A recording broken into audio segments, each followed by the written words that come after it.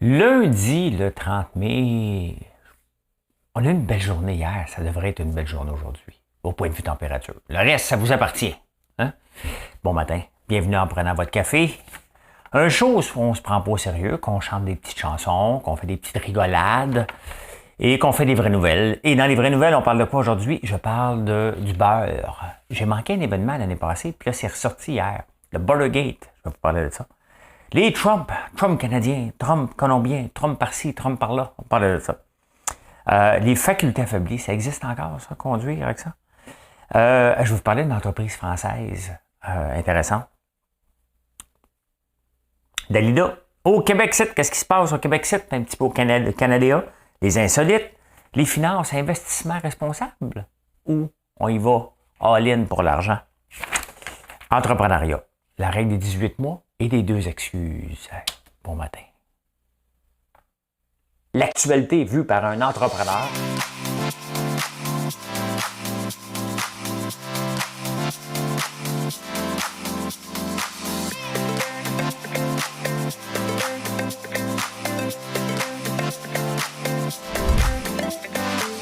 Ça bulle, parce que des fois j'ai des bulles, mais ça bulle.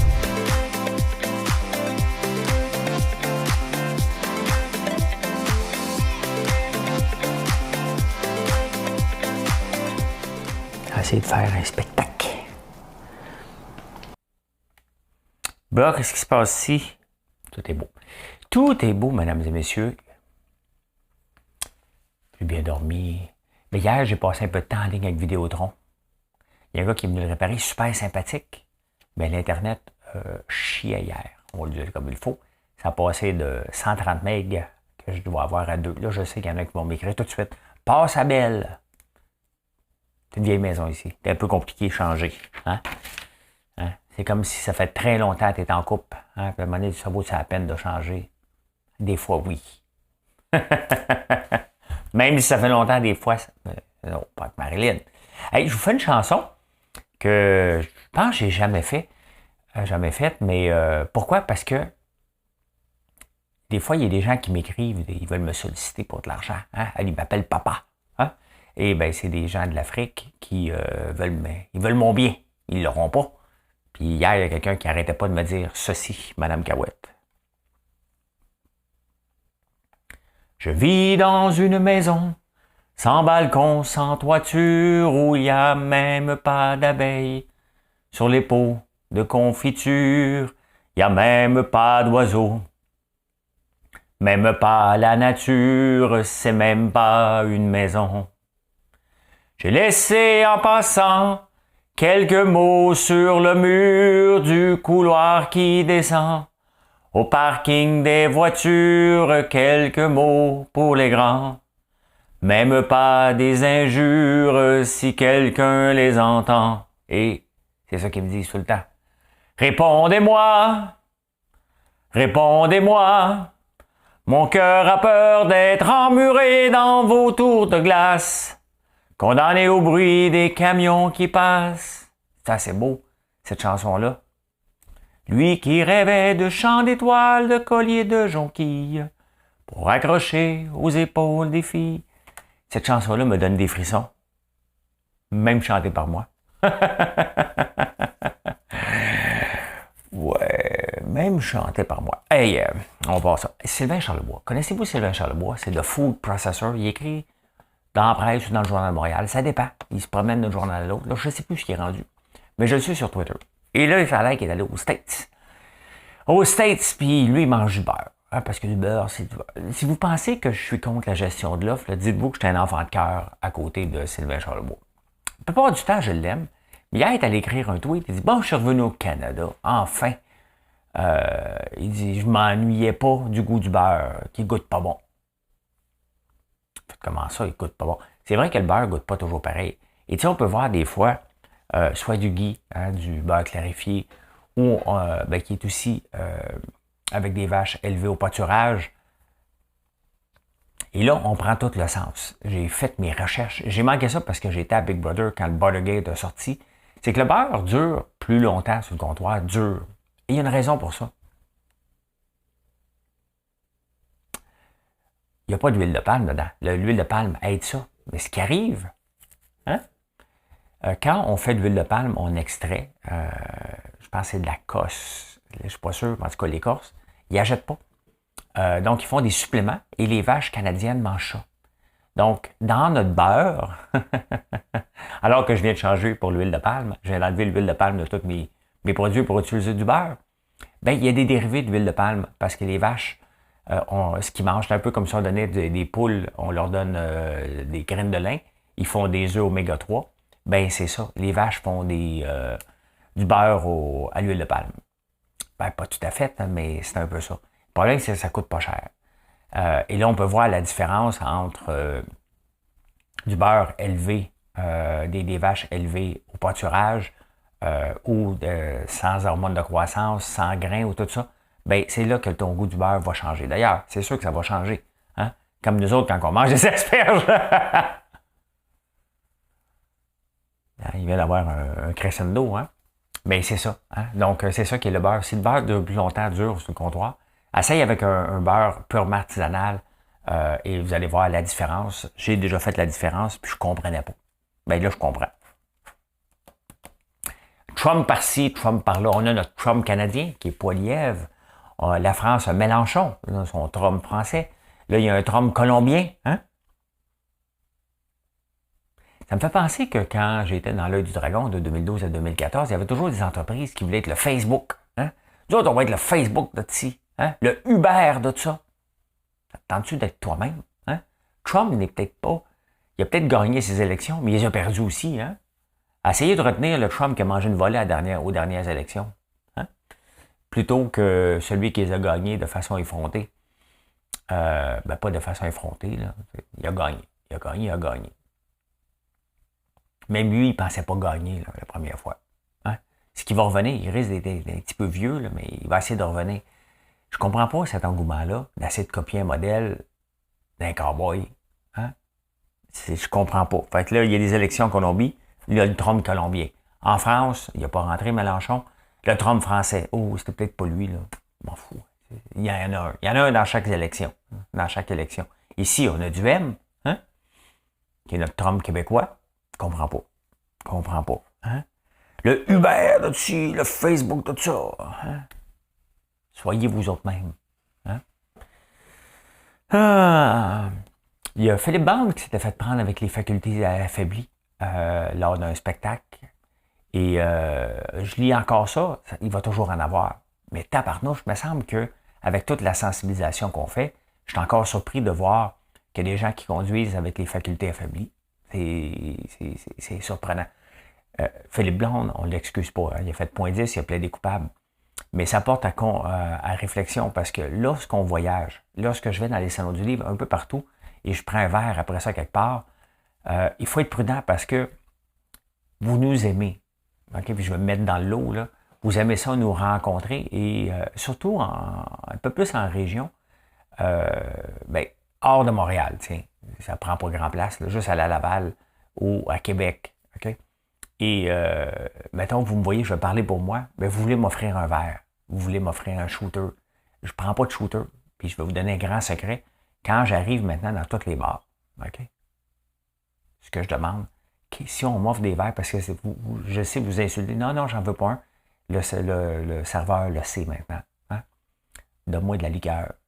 Okay?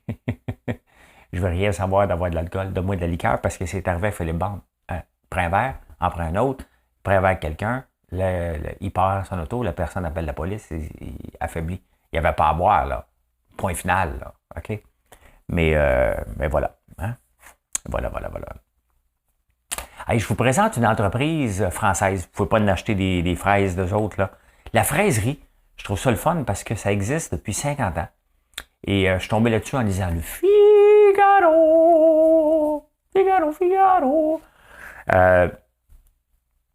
Livraison en France métropolitaine en moins de 48 heures. Hein? Ben, c'est le fun parce que eux autres, ils font pousser des fraises. C'est leur... c'est de la terre. Et ça fait 50 ans qu'ils existent. Maintenant, ils ont 250 employés. Et ils ont 103 produits. Et c'est tout le temps drôle parce qu'hier, il y a quelqu'un qui me parlait de est-ce que j'ai trop de produits. Puis bon, je me comparais plus à Ricardo qu'à un cultivateur qui a un seul produit, mettons un producteur de sirop en baril. Il y a un seul produit de sirop en baril. Et normalement, il va y avoir des vaches aussi, probablement, ou des cochons. Fait que, mais il n'y a pas grand culture. Moi, ce que je veux, c'est de faire vivre la terre sur différentes façons. Mais c'est exactement ce que la fraiserie fait. Je ne suis pas seul, je n'ai rien inventé, là. Mais je vous dis que c'est ça qui est le futur et le présent des fermes, c'est la transformation. Autant sur place. Et ça fait partie du deal, selon moi. Maintenant, si tu veux être agriculteur, tu fais de la transformation. Ou tu deviens très, très gros pour avoir un gros volume. Gros volume. Et c'est là que les terres vont devenir les producteurs de n'importe quoi. Maintenant, tu fais des patates. Ben, c'est pour ça qu'ils ont énormément d'acres pour avoir du volume, tout simplement. Un peu comme quand j'avais le centre d'appel. T'as pas beaucoup payant, mais à 3000 employés qui te donnent une scène de l'heure, 24 heures par jour, ça commence à être pas pire. Hein? Fait que, ben voilà, c'est un autre exemple comment les fermes, au lieu de produire juste des fraises, ils transforment. 103 produits à base de la fraise. Un peu comme nous, on fait beaucoup de variétés. Mais là, on va faire la citrouille, mais encore là, pour les biscuits à chien, il y a l'érable. L'érable est à 80% au cœur de nos produits. Et ça ne m'empêche pas de faire d'autres types de produits. Si ça peut faire vivre la terre, bien entendu. Regardez, on a l'ail. Il va y avoir du pesto, puis il va y avoir l'ail mariné, plus l'ail noir. Donc, ça fait regarder avec un seul produit, une gousse d'ail qu'on pourrait vendre et se battre contre les Chinois, ou on le transforme en ail noir, en pesto, en fleur d'ail mariné. C'est ça, donner de la valeur à un produit. Hein? Il y a maintenant la fraiserie, elle a 14 boutiques, 103 produits, 250 employés. Ça fait quand même 50 ans. Hein? J'ai juste 3 ans et demi. Il me reste encore un méchant bout avant d'arriver. Et moi, c'est des cafés que je vais aller. Hein? Des boutiques. Je préfère avoir des boutiques dans des boutiques comme dans les fermes à prix, Family Prix. Pas ferme à prix, on n'est pas encore là. Les Jean Coutu, bien entendu. Toutes les métros IGA qui nous donnent la vitrine. Les Patrick Morin. Je pourrais te les nommer Super Soir. Donc, je ne veux pas en oublier. Je suis comme en train de faire un Gémeaux. J'aimerais remercier tous les Patrick Morin, Super Soir, Pharmacie Jean Coutu, Family Prix, tous les dépanneurs qui n'ont pas vraiment de nom, qui nous font une vitrine exceptionnelle. Merci pour ça. J'en ai pour 50 ans comme ça. Hey, Dalida. Aimez-vous Dalida? Laissez-moi danser. Laissez-moi. Hein? Pourquoi Dalida est aussi populaire encore aujourd'hui puis que les jeunes l'aiment de plus en plus? Parce qu'il y a du marketing. Hein? C'est sûr que les artistes, après leur décès, continuent. Ça fait longtemps qu'elle est morte, là, elle, 35 ans. Et elle est, je pense, elle est de plus en plus populaire parce que c'est son frère qui s'occupe de l'après-carrière de Dalida en faisant du marketing. Et c'est pour ça que ça fonctionne. Il n'est pas fou. Hein? Il doit être sur... il doit cacher in, à moins qu'elle ait vendu son catalogue. Mais hein, voilà, même après son décès, une marque peut résister au décès de la personne. Ben, dans le vêtement, c'est assez normal que c'est comme ça. Hein? On va prendre une gorgée d'eau.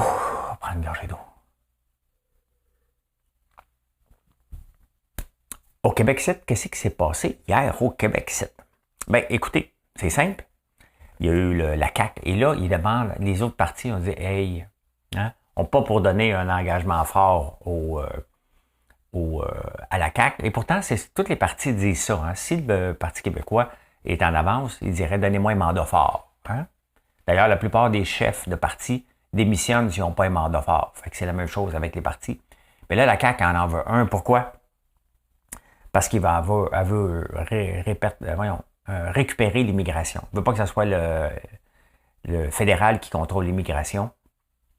Il veut que ce soit ici. Quand même qu'il y ait un mandat très, très fort, il ne l'aura jamais.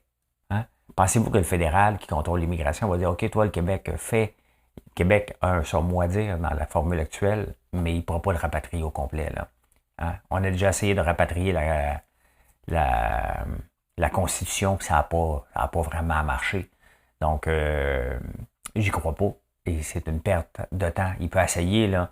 Mais Trudeau est plus le genre à se mêler de santé directement et se mêler d'un peu de tout. Regardez les transferts et les garderies, il a dit, tu vas le mettre là. Fait que c'est plus un gars qui se met le nez partout.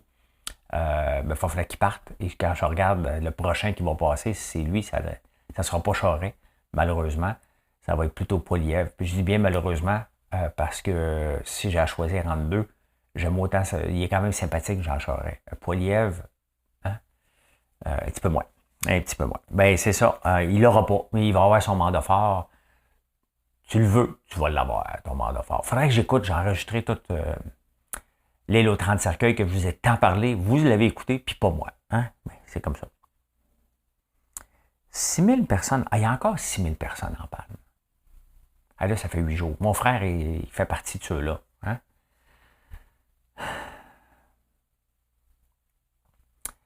C'est pas la faute à Hydro-Québec s'il y a eu un déret chaud. Hein? Mais là, après ça, ce qui va arriver, bon, tout le monde va aller se reposer un peu parce qu'il va aller travailler fort, ce qui est normal. Mais est-ce qu'on commence à s'occuper des lignes tout de suite après? Hein? Est-ce qu'on accepte d'avoir un moins gros dividende pour quelques années pour ne plus jamais que ça arrive? C'est là. Elle est là, la vraie question que Hydro-Québec devrait se faire poser. J'espère, on aime ça, les enquêtes publiques. Là. Il y a sûrement quelqu'un qui va commander une enquête publique. Est-ce qu'Hydro-Québec a tout fait? Hein? La réponse est non. Ça ne donne rien d'avoir un rapport. Là. Ce qu'on a besoin, c'est un constat. Hein? Pas un constat de police. Juste dire, écoutez, regardez, on ne s'est pas occupé de notre réseau. Au nom des dividendes, moi, c'est Sophie Brochu, elle dirait, au nom des dividendes, on ne s'est pas occupé de notre réseau comme il se doit. On ne l'a pas négligé tant que ça, ça n'en est juste pas occupé. Tu sais, mettons dans un couple, là, pas obligé de négliger ta blonde pour pas t'en occuper. J'aime ça ramener des affaires au couple. Hein? Moi, je néglige pas Marilyn, puis je m'en occupe. Hein? Je m'en occupe parce que c'était important de s'en occuper. Ben c'est ça. Hein? Faut plus que ça arrive, ça. Faut plus que ça arrive. Dans des zones extrêmement à risque, là, pourquoi qu'on n'en fout pas les fils là, à certains endroits? Là? Ça n'a pas de sens. Hein? On est au Québec quand même. Hein? On est au Québec, mais je lisais The Guardian au UK et on parle beaucoup de ce qui s'est passé aux États-Unis, la tuerie dans une école, qui c'était mal géré. C'est sûr, c'est une petite municipalité, il y a un shérif qui se promène. Puis j'écoute pas mal de YouTube avec des shérifs, là, ils sont pas tous en forme. Hein? Donc, ils sont pas habitués de gérer des cas aussi gros que ça, fait qu'ils savaient plus comment organiser, puis bon, il est arrivé ce qui est arrivé. Mais ici, on se compare. Hein? Ici, au Canada, on dit hey, on est pas mal moins pire qu'aux États-Unis. C'est sûr, le port d'armes ici n'a pas sa place. Mais il y a des tueries de masse ici, autant, pas autant, mais il y en a quand même ici aussi. Et on se compare aux États-Unis, qui est un des pires, sinon le pire pays au monde. Mais on devrait se comparer à d'autres pays, et c'est ce que l'article dit dans le journal, que dans le fond, on fait pitié nous aussi au Canada. Là, hein? Le contrôle des armes à feu n'est pas très légiféré autant que les autres pays d'Europe. Donc, on se fait taper ses doigts solides alors qu'on devrait mettre l'emphase sur ce qui se passe au Texas. Il y a une page complète sur le port d'armes au Canada. Hein? On se compare au pire alors qu'on devrait se comparer au mieux. Tout le temps. Tout le temps, tout le temps. Insolite. Hey, je voulais regarder ça. En 1994, au Zimbabwe, il y a 60 livres. Il y a un documentaire qui vient de sortir qui s'appelle Ariel School, The Ariel Phenomenon. Ariel Phenomenon. Je voulais regarder justement c'était où, à quelle place c'était disponible. Ah, c'est sur YouTube. Il ne faut pas que je parte ça, ils vont me donner. OK. The Ariel Phenomenon. OK, c'est disponible. Pas écouté beaucoup. Wow. Je ne regarderai pas parce que sinon... Ah, ça, c'est le prochain sujet que je vais vous parler. Ariel Phenomenon, vous regarderez ça.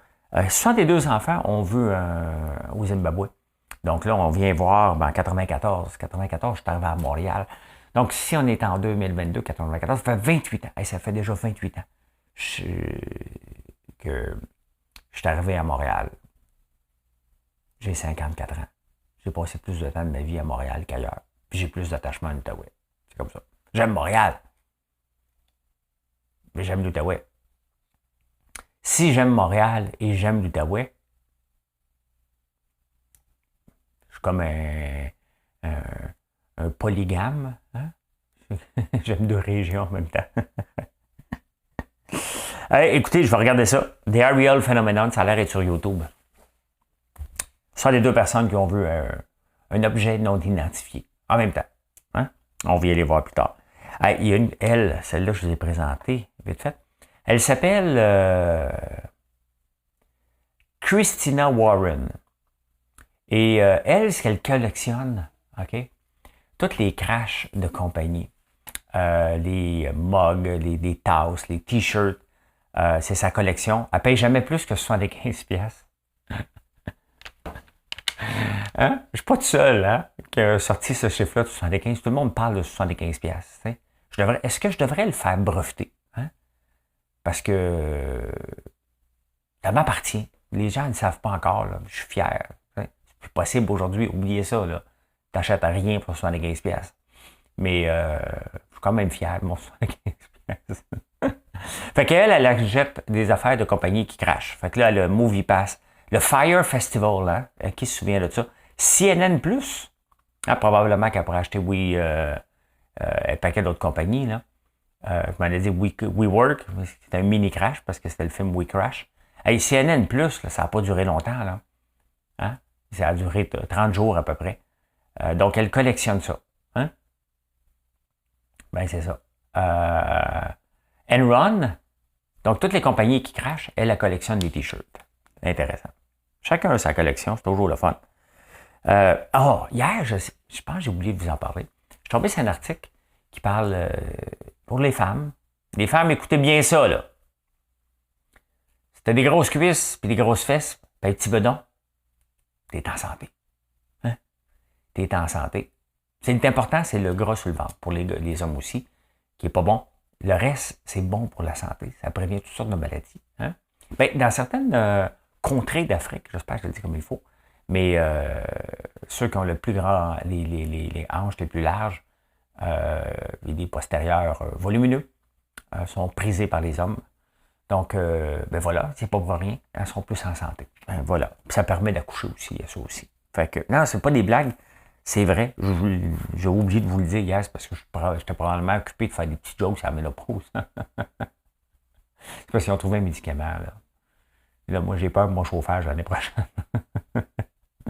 Parce que mes femmes qui travaillent pour moi, non, que j'aime pas ce que je viens de dire, parce que personne ne travaille pour moi, travaille ensemble. OK? Travaille ensemble. Ben, ils ont mon âge. Fait que c'est ça qui est ça. Hein? En finance, qu'est-ce qui se passe en finance? Ben, je regarde plus tellement la crypto, juste un petit peu du coin de l'œil. Et, ben, tu sais, ça monte, ça descend, là. Comme bien d'autres affaires. Mais là, aujourd'hui, ça monte. Hein? Le Bitcoin. Bitcoin remonte autour de 3%, 5% d'augmentation. L'Ethereum, 5%. La VAX, 6%. One 7. Donc, est-ce que c'est revenu dans les amours? Wow, faut se calmer. Je ne pense pas, mais ça semble être... on va aller voir les commodités. Ça, c'est intéressant par contre. Sur la crypto ne m'intéresse plus. Puis il y a quelqu'un qui rit de moi un peu. François Lambert parle de ci, parle de ça. Ben oui, je suis venu essayer la crypto et j'ai trippé en tabarnouche. Mais je ne suis pas assez con de continuer à mettre de l'argent dans une place où c'est rien que des bandits. Parce que c'est ça la réalité. C'est tout croche. Je continue, là. J'aime ça, puis le futur est là. Hein? Mais avec ce qui s'est passé, ben, à un moment donné, je ne suis pas responsable de ce qui est des crashs. Puis là, il y a du monde qui dit « je le savais, moi, je le savais. Hein? Buy low, sell high, moi, je connais ça, moi. » Tu connais rien. T'es derrière ton clavier, là, à pas te montrer la face, là. Hein? Parce que tu connais... Il n'y a personne qui est à l'abri de tous les marchés, là. Si tu penses que tu l'es, tu es un vendeur de tapis. Ça, c'est les commodités. Qu'est-ce qui va se passer aujourd'hui? Ben, regardez l'ensemble. Ce qui est important, c'est le blé qui monte encore de 1,5%. Le pétrole, à peu près 1%. Pétrole, mine de rien, on se rapproche de notre plus élevé de l'année, hein, qui était presque 118, on est à 115. Ça continue de monter. Donc, puis c'est normal, c'est l'été. Hein? Le prix de la pompe va monter. Le prix du gaz à la pompe monte toujours l'été. De beaucoup. Donc, on n'est pas sorti du bois. Investissement. Dans presque tous les journaux, il doit y avoir un meeting quelque part que j'ai manqué. Là. On ne m'a pas invité. C'est ça qui est l'affaire. C'est que je me pense bien big, mais on ne m'invite pas dans les grands parties internationaux. Non. Un jour, quand je vais avoir 1 million sur ma chaîne YouTube à parler de finances, là, hein? Ça n'arrivera pas. Donc, reviens sur Terre. Bon, je suis revenu sur Terre. Investissement responsable ou payant? Hein? Les investissements les plus payants des 100 dernières années, et encore de la dernière décennie, restent que c'est les cigarettes, le pétrole. Tous des investissements qui ne sont pas considérés comme responsables. Et là, il y a le greenwashing puis un paquet de choses, mais là, dans la presse, Desjardins est là. Dans tous les journaux, il y a un article sur les investissements responsables. Donc, investissement responsable, c'est bien entendu, c'est une culture d'entreprise, mais c'est aussi, est-ce qu'on fait du bien pour la planète? Un vrai bien pour la planète. C'est certain que lorsque tu investis de l'argent dans des cigarettiers, tu vas faire des maudits bons rendements. Est-ce que ça va changer quelque chose? Ou dans le pétrole, est-ce que tu vas changer? Bien, tant qu'il y a de l'argent, c'est sûr que les compagnies ont tendance à continuer à investir. Hein? Donc, mais sauf que c'est difficile. C'est un débat qui est tough. Hein? Tu investis, les rendements sont de mieux en mieux, mais sont moins bons que de suivre. Mettons, je vais parler du pétrole en ce moment, mais tu sais, c'est une question de timing. Là. Si tu as acheté comme moi en 2014 tes titres de pétrole, là, tu commences à rentabiliser. Hein? Sauf que tu as perdu avec l'inflation. Fait que, mais c'est toujours ça le débat. Hein? Est-ce qu'on investit de façon responsable notre argent ou on y va pour la faire fructifier coûte que coûte? Ben, ça vous appartient. Ça vous appartient. Je pense que ne pas investir dans le pétrole en ce moment est une erreur et ne changera rien parce que c'est pas irresponsable. Est-ce que c'est immoral? Non plus. On en a besoin. On en a besoin. Est-ce que les cigarettes, investir dans les cigarettes, c'est bien? Ça, non. Vous voyez que faut faire attention. Et où la limite? Ça fait partie de notre quotidien. Pour les 50 prochaines années, le pétrole, au moins, ben c'est sûr que ça va appeler à diminuer. Mais on en a besoin pareil. Est-ce que c'est irresponsable? Est-ce que c'est éthiquement? Pour moi, le pétrole, je le mets dans une catégorie à part parce qu'on en a tellement besoin que c'est différent. Mais est-ce qu'on doit investir pour le futur? Ben, le futur, ça veut dire d'investir dans des compagnies qui vont peut-être avoir des hypes, mais qui ne seront pas rentables pour 10 ans à peu près. Il y a ça aussi. Hein? Donc, toute l'énergie verte, tout l'hydrogène, les auto-hydrogènes, on n'en parle pas beaucoup encore. Hein? On est encore au premier. On n'a même pas des bornes de recharge électrique encore. Il y en a encore moins des bornes d'hydrogène, donc c'est pas évident. Un autre gorgée d'eau, on va parler un petit peu d'entrepreneuriat. Et maintenant, je suis rendu, j'observe tout. Ben, comme d'habitude. Comme d'habitude, à faire semblant. Je vais t'aimer. Comme d'habitude. J'ai parlé avec un voisin l'autre jour, puis il m'a parlé de... Je m'en allais dans une conférence, puis là, maintenant, je l'utilise partout, puis je remarque. Hein, le jeu des deux menteries. Quand tu donnes deux affirmations, c'est que tu mens. Hein? Hier, j'ai reçu un texto d'un gars. Hein? François, j'ai fait ça et j'ai fait ci. Je regardais sa façon que c'est écrit. C'est un menteur.